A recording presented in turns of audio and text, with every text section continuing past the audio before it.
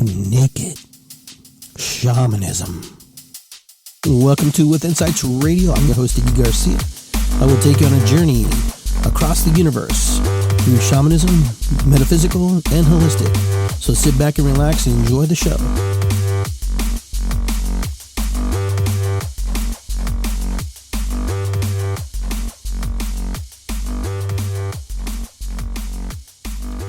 All right, here we go. I want to welcome everybody to the show, Iggy Garcia Live, episode, I believe it's 172, or 173, I'm sorry, 173, my apologies. So this show is about friendships, relationships, and grief. It kind of goes in hand with everything that's been going on in the world, so if you've not been on this show before, we just kind of chit-chat, we talk a little bit for about an hour, we hang here a little bit, we get a little bit of sage. We burn some ceremonial sage. Just kind of get the room ready. Get ourselves ready.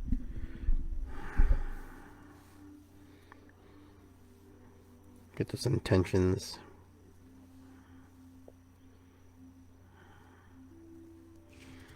Very good. Alright, so we'll just let that burn over there in the distance. Oops. And then, like we always do, we light a candle, and the candle is representing our ancestors. For those of you who are familiar with the show, we light a ceremonial candle, giving thanks to our ancestors, giving thanks for all that they've done for us, the trailblaze the path for us, and the preparation for us in life.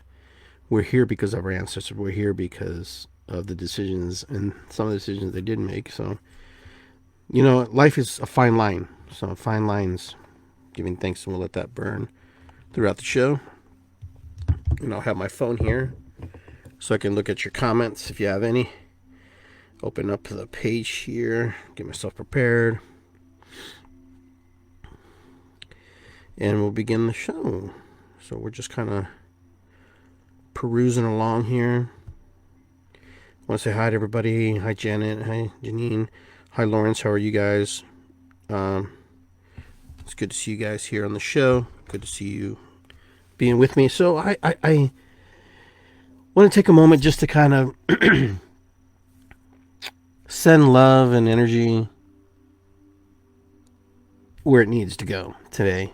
I really think that right now,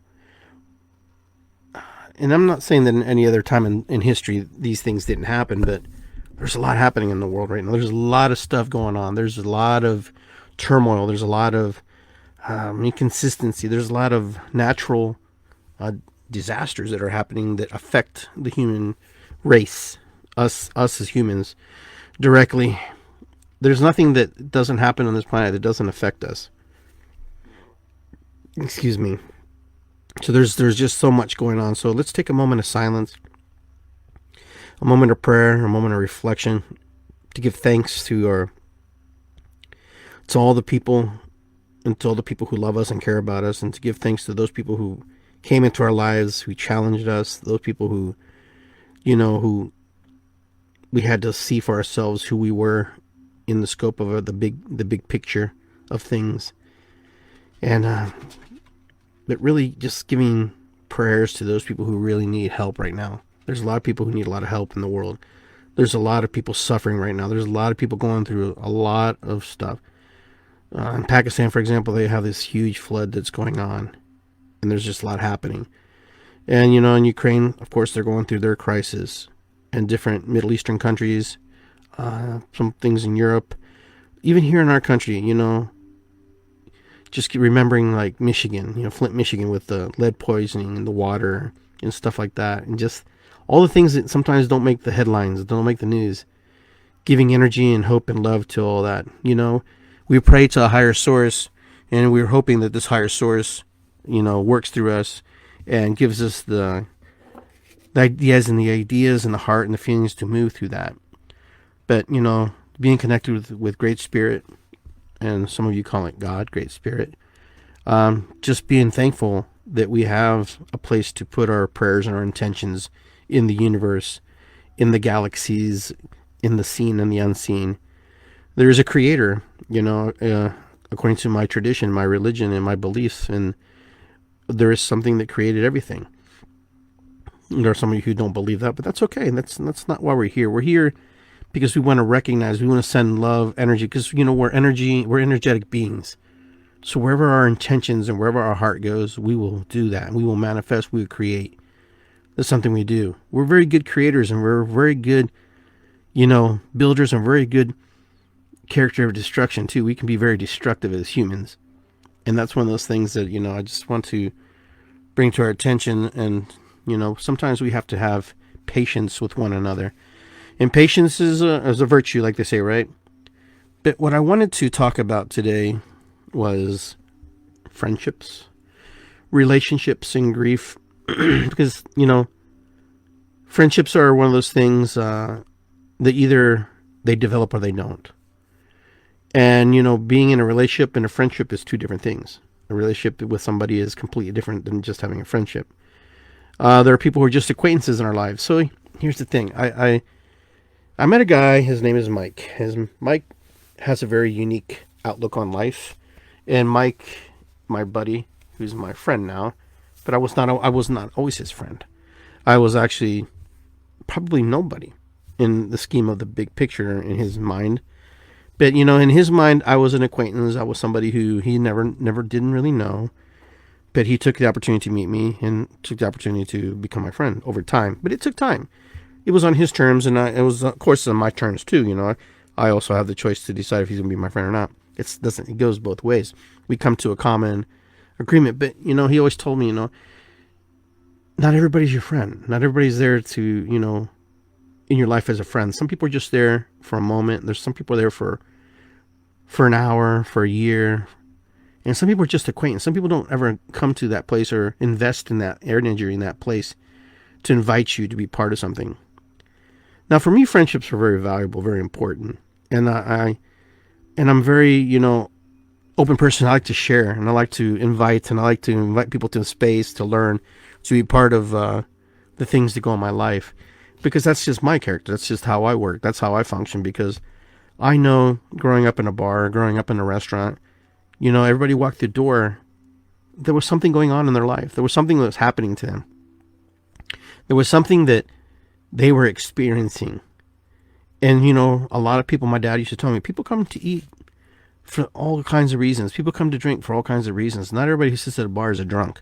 Not everybody who just comes into the restaurant, is a wealthy person or a poor person. Everybody comes for their reasons.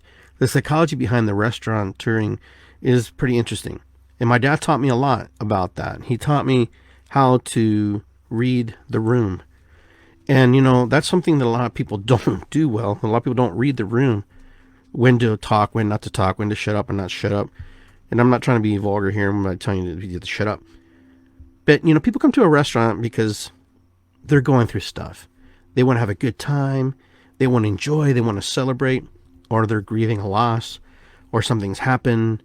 They're trying to make a decision. Or they don't want to cook. They just don't want to be part of that and invest in that energy. But everybody has a story when they walk into your restaurant. So everybody has some kind of gift to share with you when they walk through those doors. And I found that very fascinating, very interesting as a young person over the years. All the things that I learned growing up in the restaurant business, growing up in the bar business. For 40 years, my parents owned Garcia's on High Street. Most of you know that. And I owned it for several years. And the cool thing about it was every day was different. Every day was a special moment. Every day was, put that over there real quick. Every day was something, you just didn't know what was going to happen. Every day was just something that was just going to be something new. And in the process of being in the restaurant business, you end up creating friendships. You end up creating relationships with people. And you also watch these people transition. You watch some of these people die. You watch some of these people move out. You watch some of these people self-destruct. And you watch some of these people create some beautiful, amazing things. There's a lot of you that I know here who knew me as a child, but I didn't know you. And a lot of you used to come to Garcia's when I was a kid. And some of you are my friends today. And it's really cool to meet you from time to time and hear the stories about how we were the kids working in the restaurant, working at the tables, waiting on the tables, bussing them and cleaning them, whatever we had to do, we were doing it. And that was one of the best schools I ever had growing up in the restaurant business. It was probably one of the best education I ever had. Better than college. Better than college, because in college, at least, it was out, you're drinking, blah, blah, blah, you're studying, you're going. But you got to learn how to deal with people. You got to learn how to, mingle. You got to learn how to listen. You got to learn how to be part of somebody else's life. To be part of someone else's life and engage in that life temporarily for the moment. So my dad was, the front of the house. My mom was the back of the house, and everybody had their job. Everybody had their things and the things that they did. And I found it really fascinating growing up, because, I was 12 when the Garcias opened. I was 12 years old. 12-year-old kid just trying to figure it out. And, it wasn't one of those things that I really wanted to do, but it wasn't really my choice. It was kind of one of those things that, your parents decide for you. Hey, we're going to open up a restaurant. But it was kind of a little bit of a democracy at how Garcias became Garcias. Garcias became Garcias when my dad set all the kids on the couch, and he asked us all, hey, we have some options of some things that we want to do, And I thought it was kind of fascinating. My dad gave us the opportunity to decide how Garcias, or how the ice cream business, depending what we wanted to do. He gave us business. My mom was a cosmetologist, and she was going to be studying how to cut hair and do hair. And, it was one of those businesses we were going to be. Garcia's may have been a hair salon. Garcia's may have been a fleet of ice cream trucks. That was my goal. That was my dream. Because it was like, you work from a certain period of time to a certain period of time, then you have the rest of the year off, selling ice cream. But in the restaurant business, it was brutal. Those of you who worked in restaurants, you can know how brutal the restaurant business can be. But throughout all those years in the restaurant, you make friendships with people. You get into relationships with people, and you become family with these people. I remember all the beautiful people that we met, all the beautiful people that, we served for 40 years, and all the things we did. And, it was really fascinating, because today I was reflecting. My nephew, Sean, he sent me a picture of my sister's medicine woman card, her Native American, her card from the Native American church. And he just brought tears in my eyes. My sister passed away December 1st. She suffered from a lot of stuff, and she took her own life. And, I'm not going to beat around the bush, because that's what happened. She decided that life was too hard in that moment. And what she was going through and what she was thinking about, I can only imagine what was happening to her heart and her feeling, her emotions about everything. Nobody knows what goes on in the life of another human being. I don't, they don't, you don't, we don't. We may think we do. We may think it's different than we know. Nobody does. And I can sit here and debate you on that all night long. And I can sit here and debate with you all night long about that topic. Because nobody knows what I go through, what I encounter, what I learn, what I engage with, and what I do in my life, as much as I know what you do. Now, the only thing that happens is how you affect my life, how you influence my life, how you project onto my life. Well, that's different. Those are the things where we make choices to decide what's good for us and what's not good for us in our lives. Who's not fit to be in our lives in this present moment or ever? Sometimes relationships start, friendships and relationships start off with a big bang. Everything's great. Everybody's happy. Everybody's like, yeah, we're all friends. Blah. And then all of a sudden, one event destroys it. And I've seen this throughout my life. This isn't anything new. This will happen until the day I die. There will be people who will agree and disagree with me. There will be people who will be triggered by the things that come out of my mouth. I will be triggered by the things that come out of other people's mouth. Why? because I'm a sensitive human being. Because, you know, I'm going to tell you something. Every human being on this planet is empathic. Okay? Everybody has emotions and feelings. Some are more than others. But most all the humans that I've run into, they all have some kind of feeling and emotions. And a lot of them cry. A lot of them get angry. A lot of them get frustrated. And a lot of them become indifferent. A lot of them become aloof. Some become reserved, closed off, open, happy, joy, blah, blah, blah.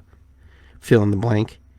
There's not one person on this planet that I have met as of yet who's not that way. Why? Because I'm open. Like energies attract. You will attract like energies. And the people who you resonate with. There are people you're going to resonate with. There's people going to be in your life that get you. There are people in your life who understand you without even really knowing you. But they get the gist of you. But you know, our traumas and our emotions and our feelings are the things that sometimes get in the way. Sometimes it's the thing that can destroy a relationship. They can destroy, you know, friendships, indifferences. You know, I learned a long time ago is to listen, number one. Number two, I learned is to apologize. Sometimes you're wrong. Sometimes I'm definitely 100% wrong. And to say that I'm not, and to try to prove and defend that I'm not wrong. You know, if you want to prove that you're wrong, or you want to prove that you're right, it's not a hard thing to do. But I watch people all the time, and I watch them try to prove and defend their stances on things. And you know, they have the opportunity, they have choices to correct things, but they won't. They won't do it. I used to be like this. I wouldn't do it. I would not. I don't want to be wrong. No. And that could be from my Latino heritage, you know, that could be just me being stupid, stubborn. But I learned really fast, you know, take accountability for what you did. Because obviously something triggered a relationship, something triggered a friendship. Something put something into play. Now, there'll be times where you feel like you're not in the wrong. You're not in the wrong, and that's okay. And there's times where you feel like you're in the right, and that's okay too. But how valuable is what you got to ask yourself? How important is the friendship you're trying to create? How important is the relationship you're trying to foster? Is it more important for you to be right? Is it more important for you to be wrong? What is it? So you destroy a friendship because you didn't like what you heard. And this is what's usually what happens to a lot of people. They didn't really like what they heard coming out of the mouth of the other person because that's how they perceived them. And that's how they engaged with them. And that's kind of how it felt. Even though it wasn't that way.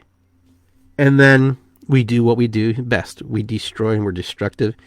And we would rather destroy something than to be wrong. We want to be right. You know,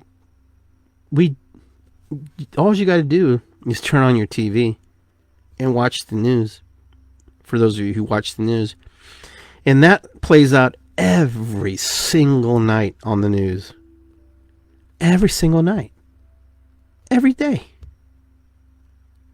Every single moment. You know? Russia invades Ukraine. The Jewish people don't like Palestinians. This gang group killed this gang group. This guy killed this guy. He didn't like because he looked at him wrong. Blah, blah, blah. You know, that's just the kind of stuff that we run into. This is why the world's screwed up, because we won't take accountability for our actions. We won't take accountability for our wrongs. You know, if there's two people and there's a situation there, you're both in the situation. You're both in there, and you both need to figure it out. If there's a problem and you're there, you're part of the problem.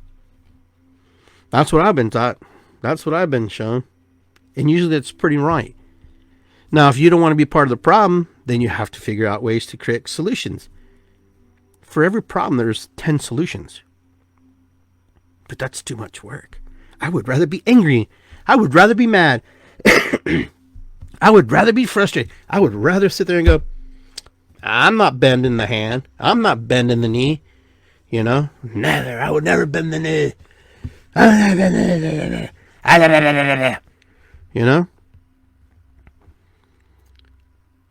It's in our programming. It's in the things we watch. It's in the situations, in the things we read. It's in the things, and historically. It's in the genes. It's in our blood. It's in the things that run through our blood or through our DNA. If you don't think that you're not affected by your past and by things that came before you, I got news for you. Everything that you feel is real. All that energy you feel inside, and sometimes that anger, that rage you feel, it just didn't come out of, it just didn't appear nowhere. It's genetics. It's spiritual. It's heredity. It's genes. It's all the things that, run through our blood. You are the sum of all the people that came before you. You are the equal. You're the equation. You're what's comes. Here's what's here in the present moment. Your ancestor was the Viking. Your ancestor was the ship sailor. Your ancestor was the merchant. Your ancestor was the slave. Your ancestor was this or that. And today you're here. And today, now you're here in this present moment. You're here. You are in the present moment of the existence of 2022. This is where you're at. All of us. There's nobody here. There's nothing but 2022 right now. 9/7/22. Today. Even though everything has happened and everything that will potentially happen doesn't play out, because you have every opportunity right now to make the decisions, to make things and correct things if you choose to. But a lot of us don't have the tools. A lot of us don't have that energy. A lot of us don't have the knowledge to do that, because you know what? Some of it just sounds like crapola to some of us. Some of us think, we listen. You listen to a guy like me, and you're like, what's he talking about? What's he talking? What do you mean I got the... You have the energy inside of you that flows from your ancestors, that flows through you. You have also the potential to fix and cleanse and correct a lot of things, rewrite stories that have been written. I heard the other day someone say, well, you can't really change history because it already happened. Granted, I'll give you that, but you can change the way it was truly written, because the version of the story that we're learning, the versions of the stories of these relationships and friendships that were made, were actually written by certain people. Certain people made, and certain people had the right to present how the story looked like, or how the story truly was not. Now, you can walk through life today. As you walk through life today, as you're walking through life, all of us are experiencing life completely different. All of us are experiencing every single thing differently. And who gets to decide which is right and which is wrong?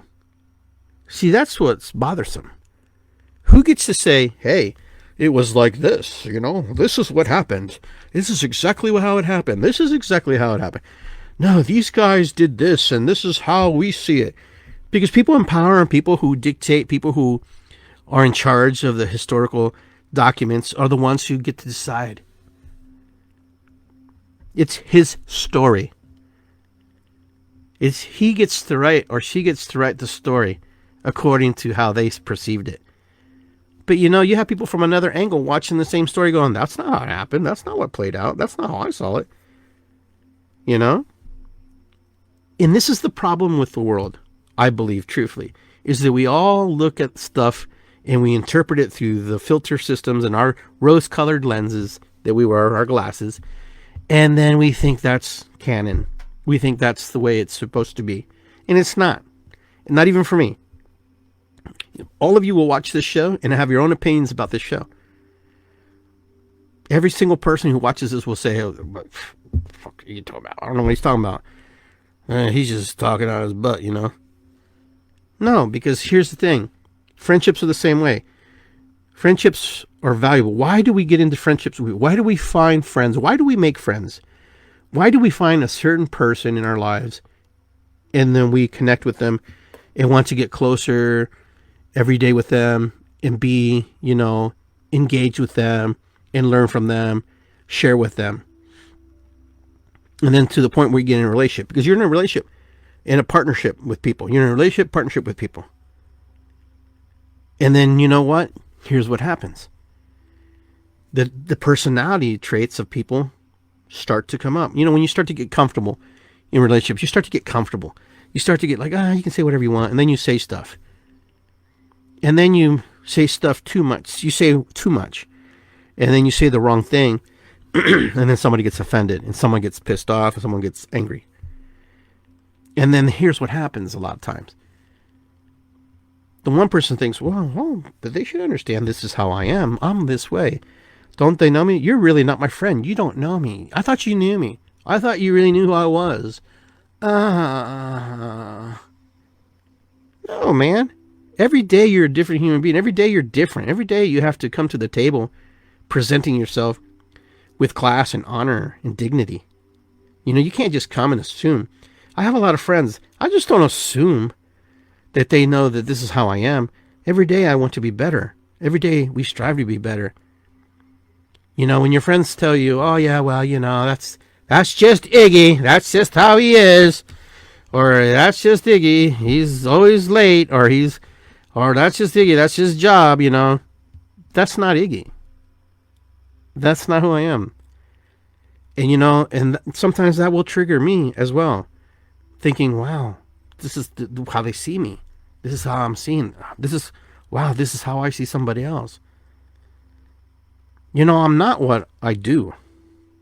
I am how I present and how I live. The things I do doesn't make me Iggy. Iggy is the person who drives the mechanism of the drum, the mechanism of shamanism, and his belief system, the way he presents it. I never assume that anybody knows me. Every day I have to represent myself. And that's okay. I have no problem with that. Because I never want to have anybody pigeonhole me or put me in a box thinking they know me, because that's not me. The vast majority of people I know and you don't really know them. You just know how you experience them. How you experience them every day. How every day you are with them. And every day you are part of their lives.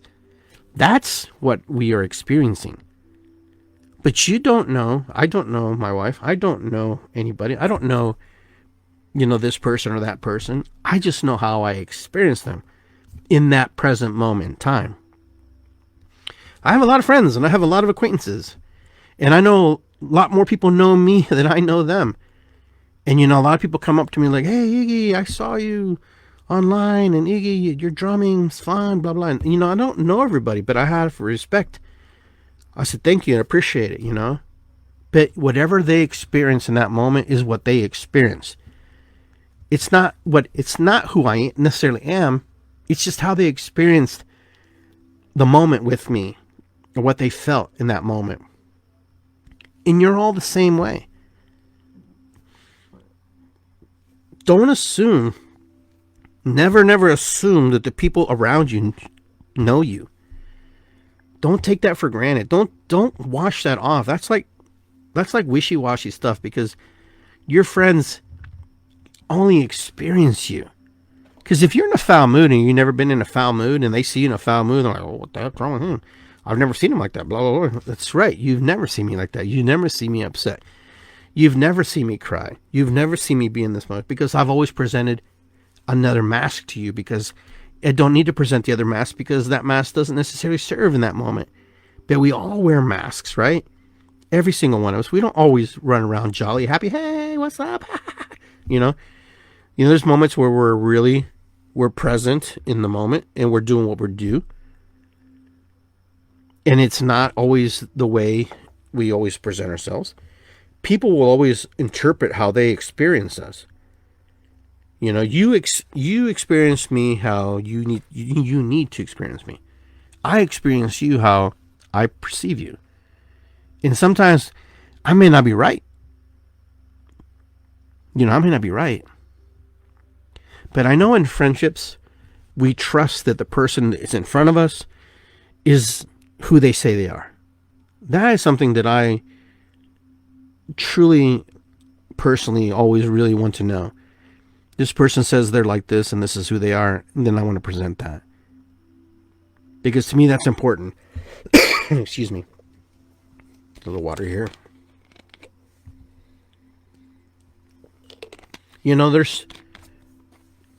I hate to say it, but there's a lot of strange cats out there. Not everybody has the compassion gene. Not everybody has the empathy gene. There's some people who just, they do what they do. And there's a lot of people who are hurt. And there's a lot of people who are frustrated. There's a lot of people who are afraid to get into friendships and relationships with people. That they will destroy a relationship or sabotage it because it's too good. Or because it's not right. Or because, I don't want them to get too close because the last time I let someone close. But you got to remember, the last time you let someone close, that was a whole different person. That was a whole different human being. That was a whole different player. That was somebody who completely different than the other person. If we start to judge people from the last person we judge, that's kind of crazy.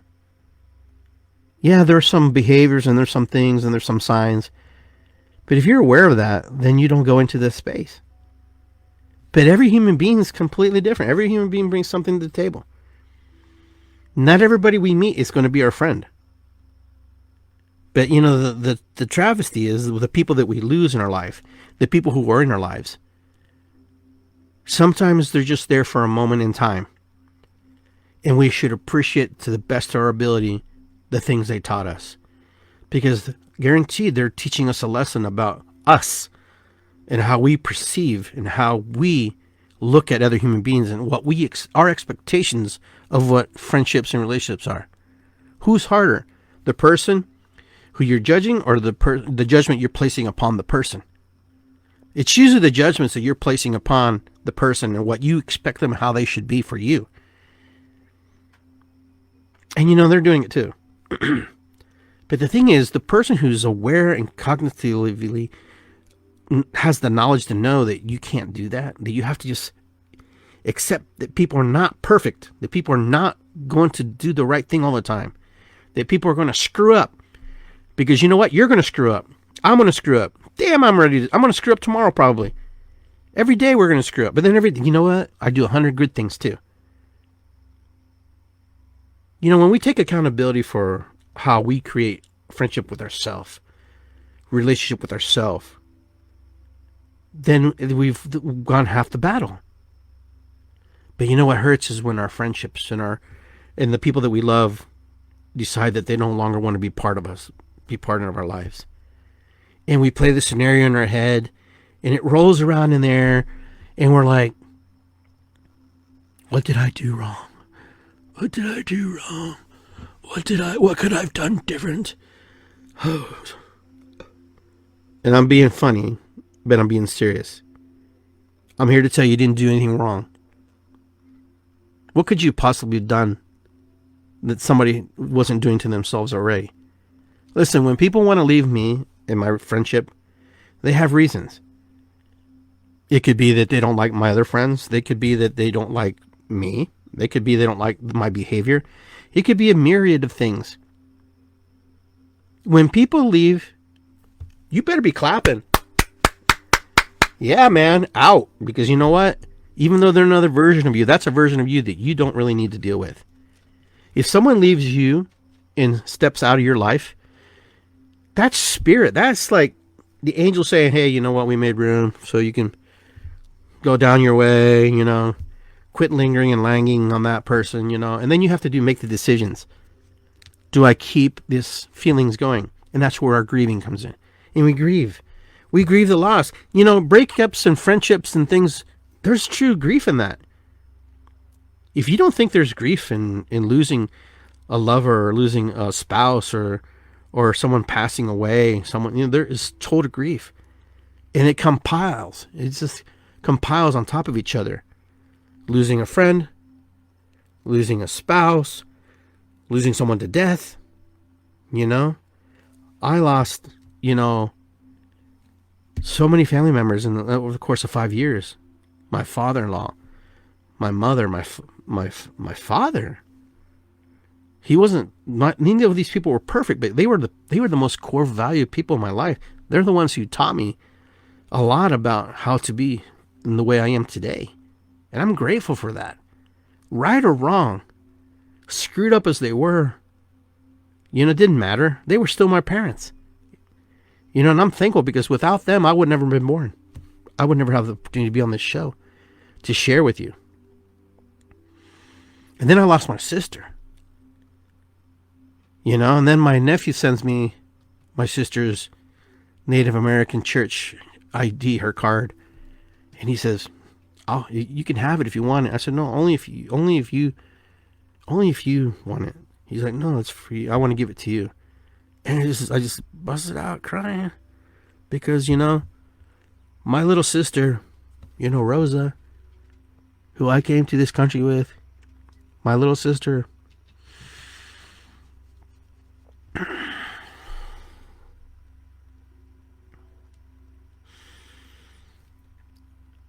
I miss her.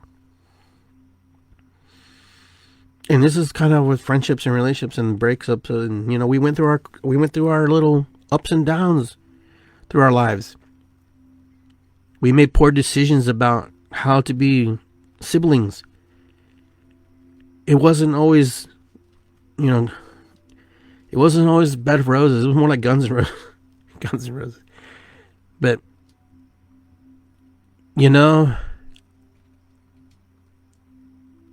she was a good human being, and she did her best. She did her best. She did her best to be the best version of herself with all the crap in her life. We all have shit going on in our lives. All of us, every single one of us. There ain't nobody here who's listening to the show who ain't nothing going on. Maybe it just hasn't happened in your moment right now, but there's always something something always affects us, that changes us. And I'm gonna tell you, when she took her life, I was numb. I was numb up till today. I was numb about it because I didn't understand. Because the same way, I'm the oldest, but she's my sister. She's my kid sister. She's the second oldest. I held her in high regard because she's part of me. She's part of my mom, my dad. She's part of that energy. She's part of that clan. She's part of that part of us.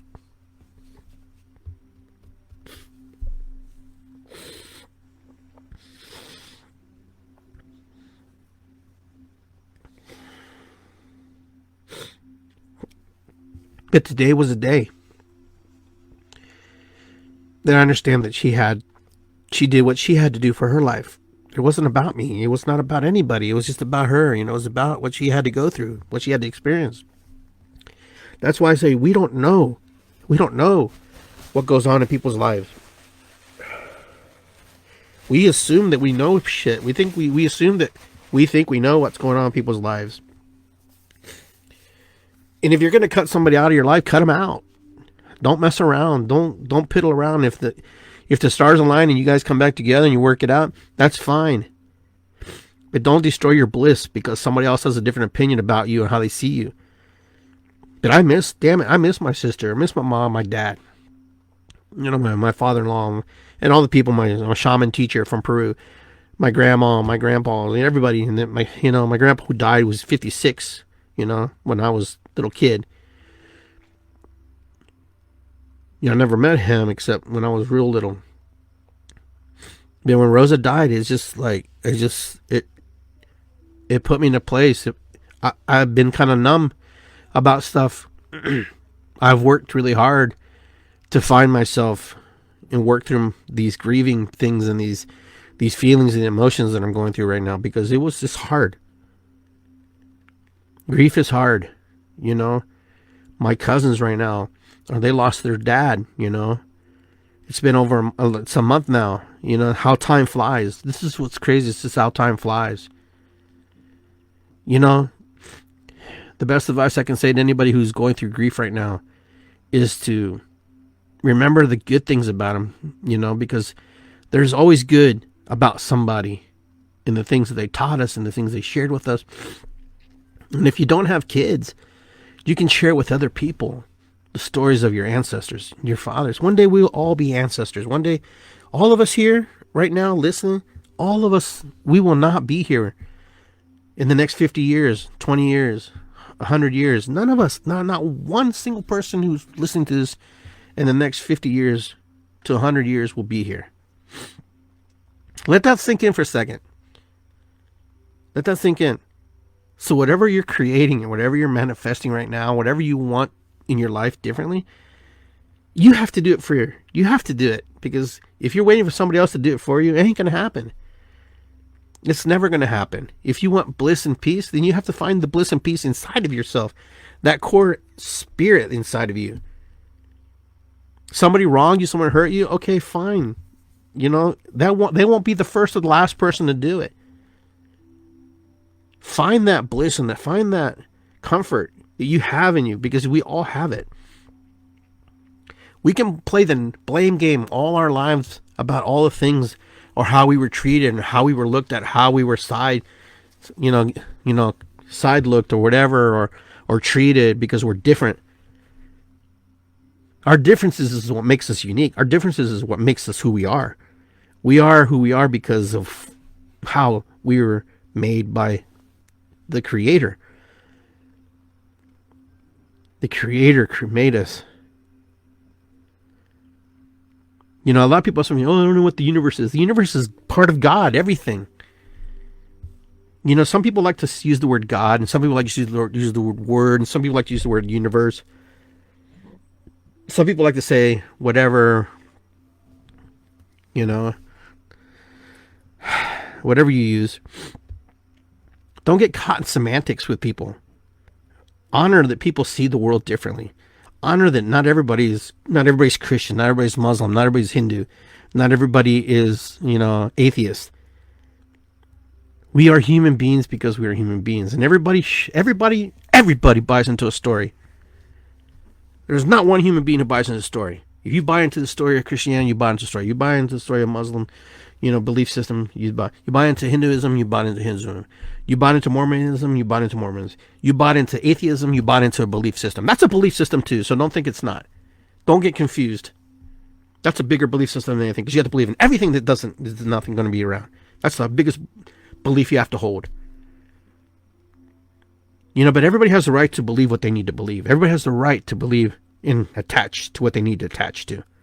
What pisses me off the most is when people think they know what I'm writing, or when people think they know what I posted, when people think that they know what's rolling around in my head because of their insecurities about themselves, And most of the time, when people attack you, it's more about the insecurities about how they see themselves, or how they perceive the world, or how they perceive that they are victims of the world.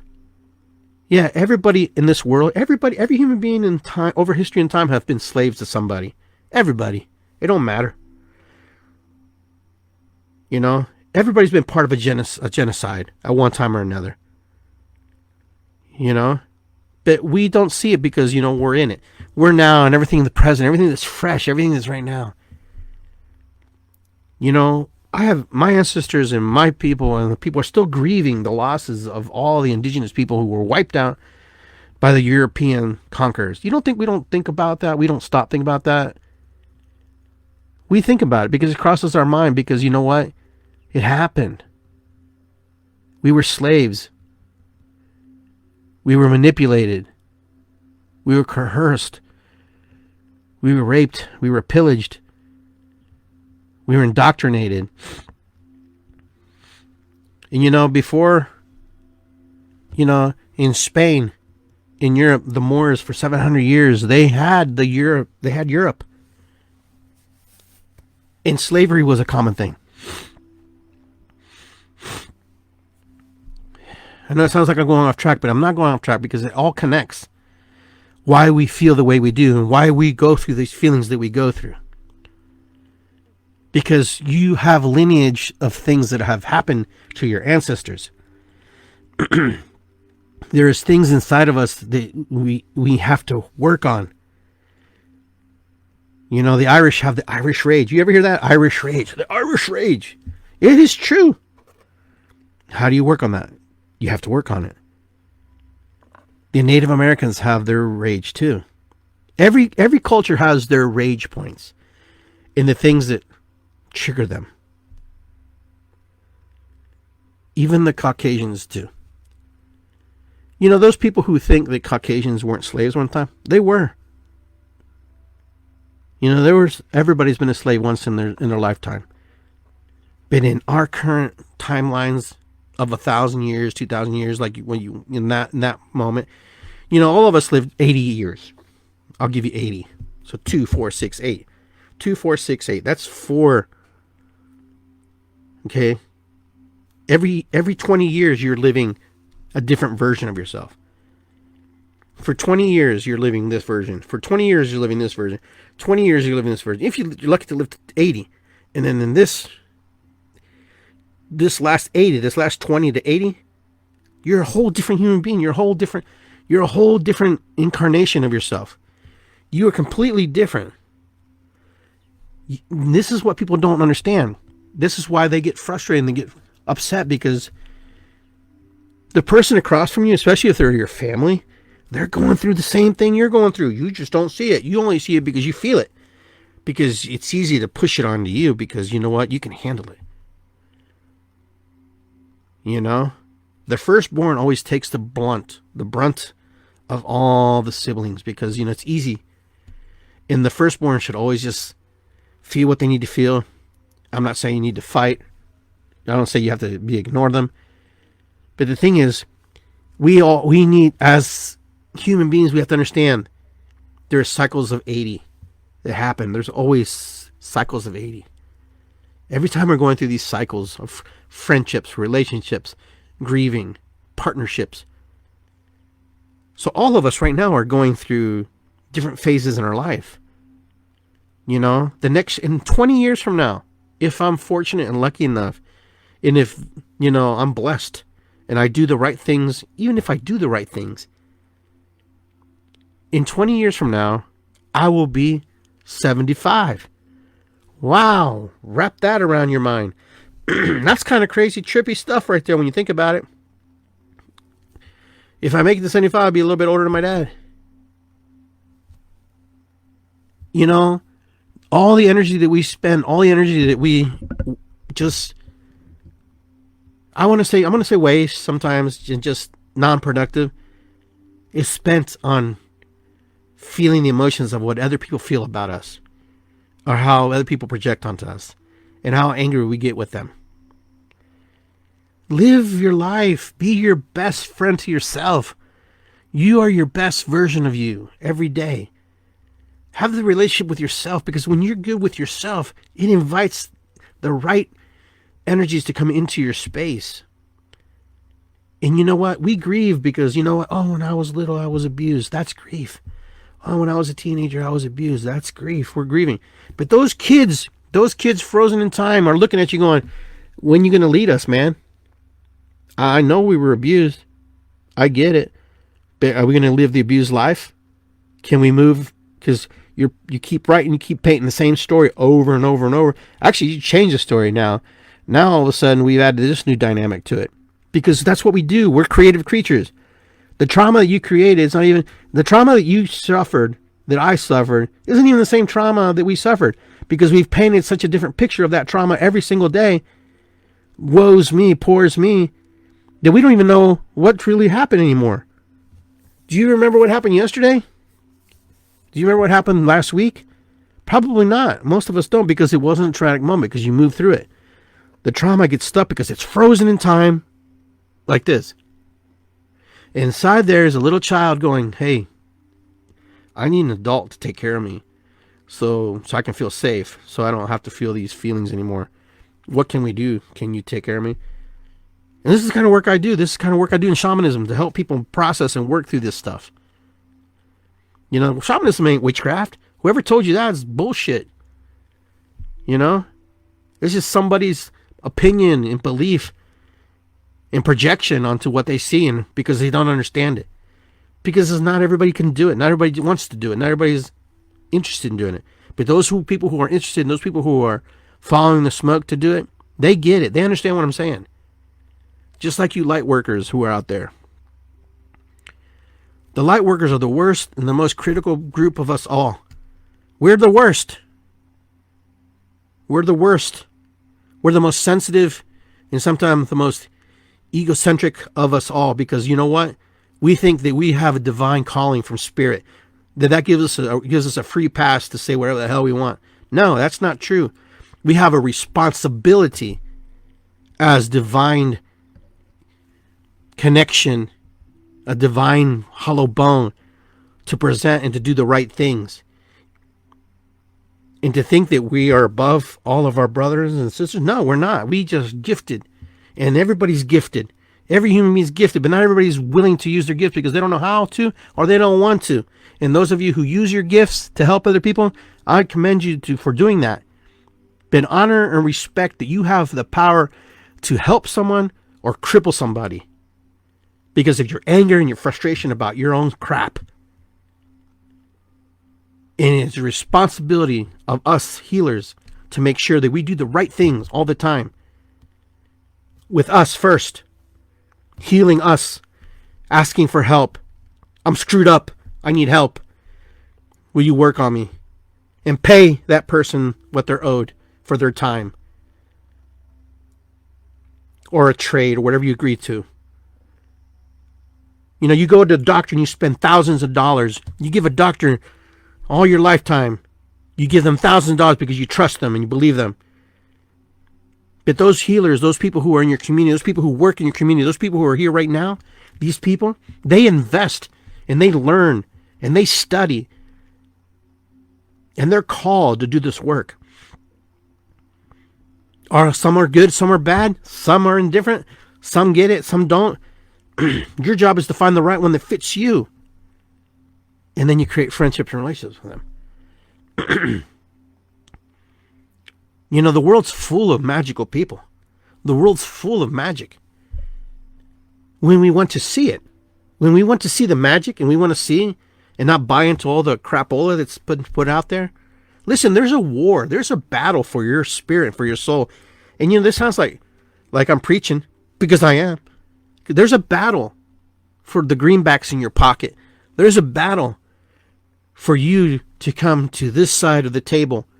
There's a battle for you to avoid that group. There's a battle. And this battle's real. And if you don't see it, it's because you're in it. You're so entrenched in it. As healers, as we work, as we manifest and we create, it is our job to help and guide and show people. It's like leading a horse to water. You get him there, you can't expect him to drink it. It's up to the horse. Human beings are the same way. Healers, as you work with people, you want to see them once, 2 or 3 times maybe, and that's it. You want them to move on. You want them to heal. You should never have people lingering around, unless you're a massage therapist, or a chiropractor, which is different. But this spiritual energy stuff, working people, helping them through, yeah, there's always pieces and parts and components that need to be worked on. And then eventually that person becomes your friend. That person respects you and honors you for what the work you do. But this thing that we have people just lingering around, keeping them going, help them find their way so they can find the friendships they need, the relationships they need, so they can grieve the energies that are stuffing inside them. That's why I will never give anybody a read just out of the freaking blue. Oh, you know what? You want to talk to your dead aunt? She's right next to it. No, because that's disrespectful. That's like a doctor saying, hey, you want me to pull your tooth right now? I'm going to pull your tooth right now. Is that okay? It'll feel better. I can see you got a tooth there, No, you don't do it like that. There's protocols. There's protocols. But I get it. A lot of newbies get excited because, they're like, hey, I'm connected. Those who have the gift, those who have powers, have to know and respect and honor that. Now, if you're in certain circumstances, you do that, that's different. But I've had people come up to me, I'm like, nope, sorry. The other day, some lady sent me a message. I have a message from you, from the angels. And I'm like, okay, great. Do you want to read it? Nope. No, because you know what? Here's what happens. This is my experience. You may have a different one. You hear something. You listen to something. What happens? It gets embedded in your brain. No matter everything that you see is being recorded. Everything that you are experiencing being recorded, seen or unseen. So if someone embeds a thought or plants a seed in your head, the next thing you know, you want more. Next thing you know, you're entrenched into this belief system. So you have to be very careful how you present yourself, how you work yourself, how you work with people, how you create friendships and relationships. First of all, as a healer, manifestors, light workers, the awakened, whatever you want to call yourself, you have to make a decision. Is this person going to be your client? Is this person going to be your friend? Is this person going to be in a relationship with you? Is this person going to be in a partnership with you? Because you can't have it all. You can have friends, yes. But there's a point, there's a fine line that eventually that person no longer becomes your client. They become a friend or they move on. And people can't separate that sometimes. Oh, they're my friend. Not everybody's your friend. Not everybody's there to engage with you. Some people are just there to receive the love that you have to offer.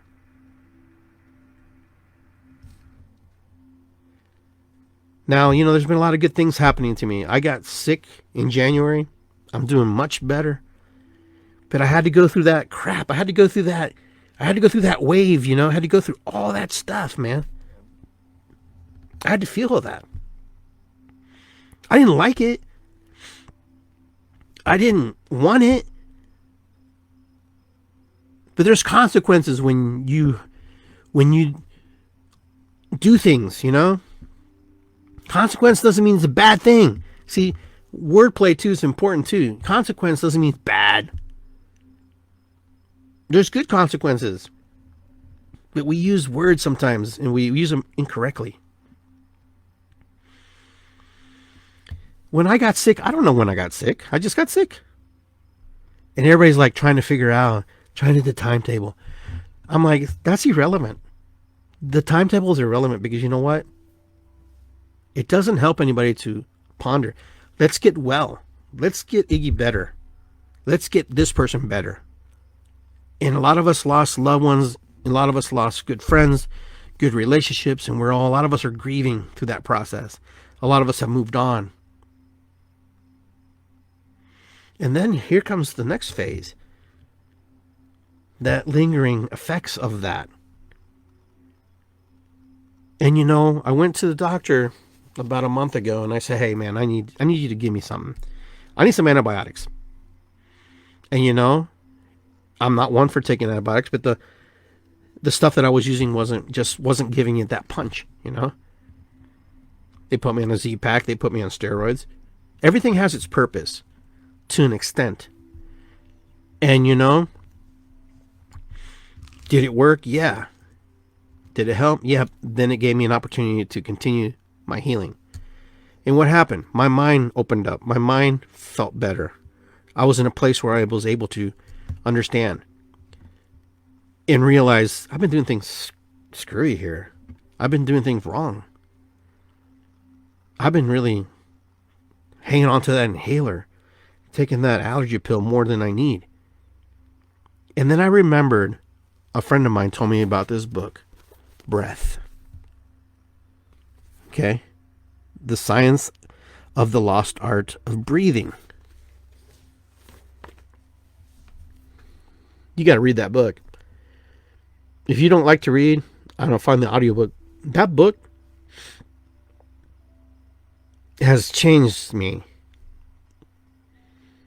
I have not had one episode. I have not had one puff of my inhaler. I have not had one anything since I came off those antibiotics. And my friend sent me some NAC, which is good for the lungs and stuff. And been taking, the zinc and things like that. But what's really truly helped me is that book. This lost ancestral information that's in this book. And I don't usually promote books.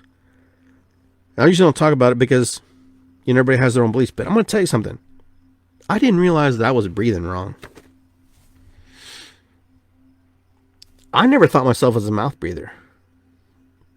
But I was a mouth breather. Because I had all the symptoms of snoring, all the symptoms of CPOD, and all the symptoms of allergies, all the symptoms of that. And you know what happened? I'm still reading this book. I was just floored. Been doing some crazy stuff with these techniques, but man, I feel amazing. I've lost weight because I've been breathing properly. Seriously, I kid you not. I'm not lying here. This is a true story. Not a lot of weight, but my weight's like gone down. And I'm going, all because I was breathing wrong. And this isn't like meditation breathing, like through your nose, out the mouth. It's different. It's acknowledging breathing through your nose. They talk about the ancestors, how they would breathe through their mouth. They wouldn't. That's why you wouldn't see them smiling in a lot of pictures. Because the nose filters, the mouth does not. There's just so much good stuff in here. James Nestor, breath. I'm thankful to my friend Aaron. He told me about this book. Aaron Cruz said, Iggy, you need to read that book. It'll change your life. Like anything, people tell you stuff all the time. Aaron was right. When you figure out that you've been doing things a little bit wrong and you just need a little tweak and you have to move things in a certain direction,